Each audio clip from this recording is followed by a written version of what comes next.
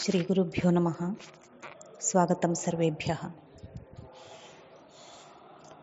पूर्वस्मिन् पाठे अस्माभिः शोकः श्लोकत्वमागतः इत्यस्य विषये किञ्चित् ज्ञातं। तत्र शोकः इति शब्दः अस्ति। शोकः नाम कः किञ्चित् पश्यामः इदानीं। शोकः करुणरसस्य स्थायी भावः। अस्मिन् पद्ये करुणरसस्य स्थायी भावस्य अस्य शोकस्य उल्लेखः कविना कृतः। अतः अत्र रसनिष्पत्तिसम्बन्धिनी काचित् चर्चा आवश्यकी भवति। भवन्तः जानन्त्येव अष्टौ रसाः नाट्यशास्त्रे वर्णिताः इति। अष्टानां रसानाम् अष्टौ स्थायीभावाः अपि भवन्ति। रतिर्हासश्च शोकश्च क्रोधोत्साहौ भयं तथा जुगुप्सा विस्मयश्चेति स्थायीभावाः प्रकीर्तिताः इति उक्तमस्ति। स्थायीभावाः एवमेव यथासङ्ख्येन रसानामपि संख्या बोध्या। शृङ्गार हास्य करुण रौद्र वीर भयानकाः बीभत्साद्भुत संज्ञौ चेत्यष्टौ नाट्ये रसा स्मृताः इति। रसनिष्पत्तिः विभावादिभिः अभिव्यक्तः स्थायी भावः सामाजिकानां चेतसि रसरूपताम् आधत्ते।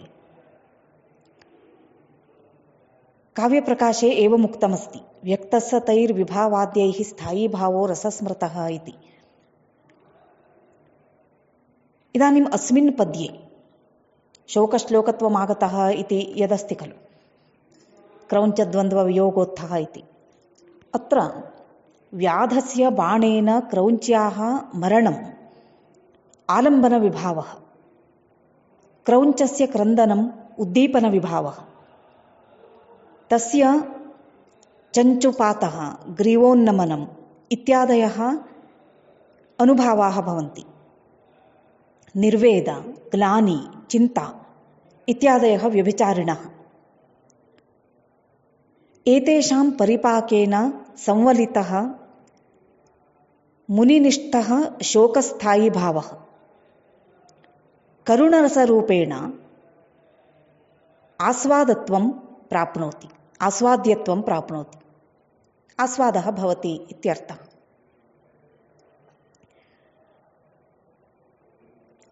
प्रायेण सर्वेषामपि अत्र भ्रान्तिः जायते। क्रौञ्चनिष्ठं शोकं स्थायी भावं मन्यमानाः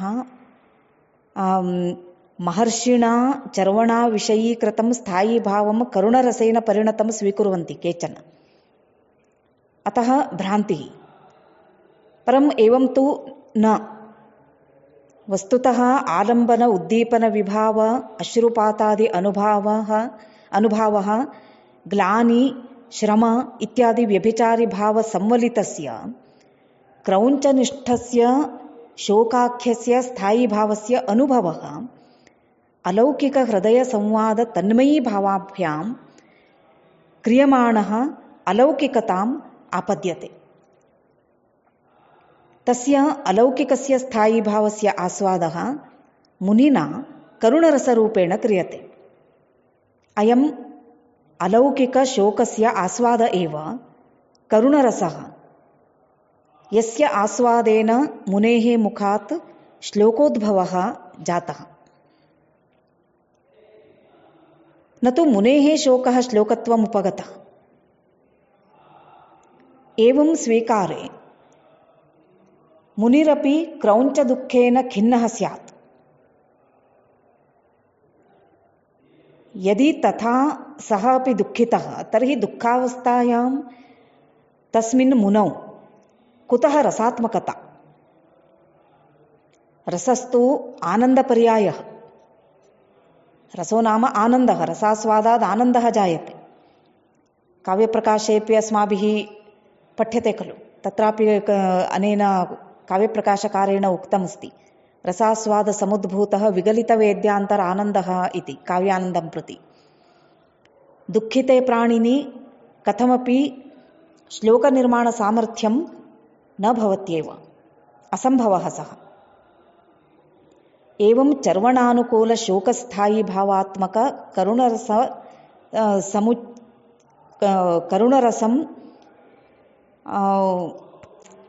करुणरस एव अत्र आस्वाद्यते इति।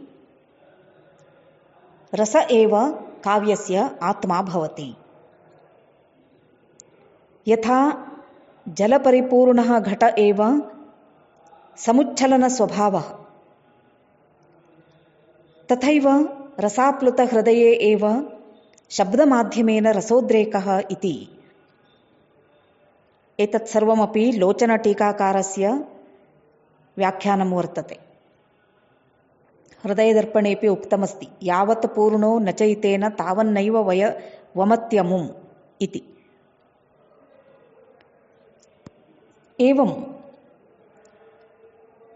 ध्वन्यालोकस्य आदौ एव काव्यस्य आत्मा ध्वनिः इति तु भवद्भिः पठितमेव। परन्तु वस्त्वलङ्काररसेषु विविधेषु भेदेषु कश्चित् एक एव काव्यस्य आत्मा उतः त्रयः अपि इति जिज्ञासायां ध्वन्यालोकस्य मूले आगतं वाक्यद्वयम् अस्माभिः स्मर्तव्यम्।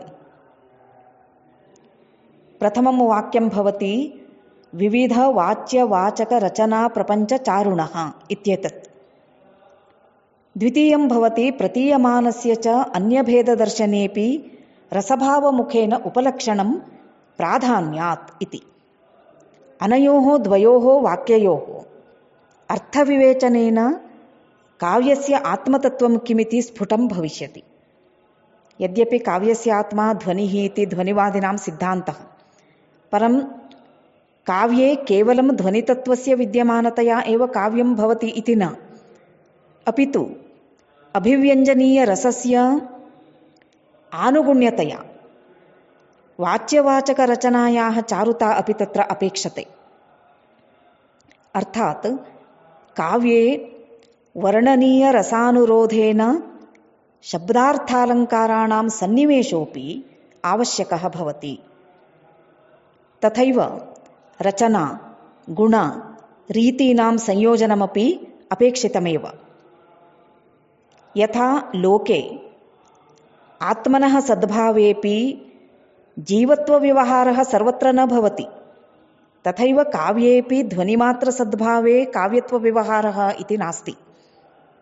अन्यथा दुरवस्था एव भवति। तथा यदि अङ्गीक्रियते, ध्वनिमात्रसद्भाव एव काव्यत्वम् इति यदि अङ्गीक्रियते, तर्हि दुरवस्था। सामान्येऽपि वाक्ये ध्वन्यंशस्य विद्यमानत्वात् सर्वत्रापि ध्वनिरस्ति इति वक्तव्यं भवति, काव्यत्वमस्ति इति। अत एव विविधवाच्यवाचकरचनाप्रपञ्चचारुणः काव्यस्यैव ध्वनिसद्भावे काव्यत्वं, तथात्वे एव ध्वनिः काव्यस्य आत्मा इति ज्ञातव्यम्। द्वितीये वाक्ये वस्त्वलङ्काररसात्मकेषु विविधेषु भेदेषु विद्यमानेषु केवलं रसध्वनेरेव आत्मत्वेन प्रतिष्ठापनं त्रिषु ध्वनिभेदेषु रसध्वनेः प्राधान्यमादाय उक्तम्। वस्त्वलङ्कारौ उभौ ध्वनित्वमाप्तौ अपि कदाचित् वाच्यौ अपि भवतः, परन्तु रसध्वनिः व्यञ्जनाव्यापारविषयत्वात् तेषु प्राधान्यं भजते। व्यभिचारित्वेपि मूले भावशब्देन ग्रहणं व्यभिचारिणोऽपि चर्व्यमाणस्य तावन्मात्र अविश्रान्तौ अपि स्थायी चर्वणा पर्यवसानोचित रसप्रतिष्ठाम् अनवाप्यापि प्राणत्वं भवति इति द्योतयितुं तदुक्तम्। एवं योऽर्थः सहृदयश्लाघ्यः इत्यस्यां कारिकायां शब्दार्थशरीरस्य काव्यस्य आत्मा कः इति विवेचितमस्ति। काव्यस्य मुख्यं प्रयोजनम् आनन्दोपलब्धिरेव इति काव्यप्रकाशे तु पठितमेव भवद्भिः। स्मरन्तु मम्मटस्य वाक्यं काव्यप्रयोजने एतद् लिखितं तेन सकलप्रयोजनमौलिभूतं समनन्तरमेव रसास्वादनसमुद्भूतं विगलितवेद्यान्तरमानन्दम्। अनेन विशेषणेन किं विज्ञायते? आनन्द एव काव्यस्य प्रमुखं प्रयोजनम् इति। तस्य उपलब्धिः रसास्वादनेनैव सम्भाव्यते। किं वा रसः आनन्दरूप एव? रसो वैसः इत्यादि श्रुतेः। अतः रस एव आत्मा काव्यस्य इति निश्चीयते। त्रिविधेषु ध्वनिभेदेषु विद्यमानेषु अपि कथं रसध्वनिरेव काव्यात्मत्वम् इति ऐतिहासिकदृष्टान्तेन साधितं तेन।